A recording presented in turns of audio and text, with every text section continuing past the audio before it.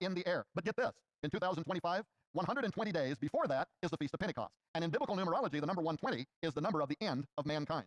God said in Genesis, my spirit will not always strive with man, for his years will be 120. And that set the pattern for that to be the representation of the end of mankind. Of course, Moses was also a parody of that, in that he died at 120 years of age. So all of these highly important Jewish feasts that are connected to the second coming of Christ are absolutely connected 3.5 years earlier from the impact of Apophis, which I believe is the fulfillment of the wormwood prophecy of Revelation chapter 8. One more final thing, because we totally are not going to have time to talk about this. The ancient Essenes, the inhabitants of Qumran.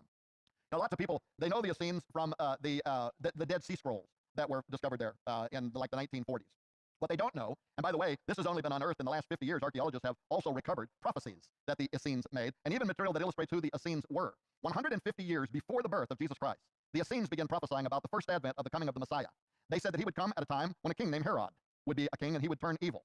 They said he would die in the year 32 AD, which is what scholars believe exactly happened. They said he will die not only for Jewish people, but he will be sacrificed for the Gentiles as well, and give birth to an age of grace that would extend for a period of 2,000 years.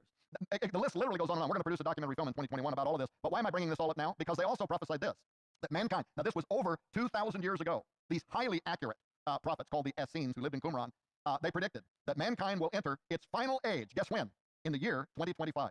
So that list goes on and on. People need to get these books from you, because I predict that we are in a countdown now. And in fact, we're going to produce a book about that too that we'll have out in 2021 sometime. And I won't give you the title to it, because somebody else would steal the title then and throw out a cheap version of the book just by listening to what I'm talking about. So right now it's top secret information, but there are a massive amount of indicators that 2025 is a pivotal year that the world needs to be paying attention to.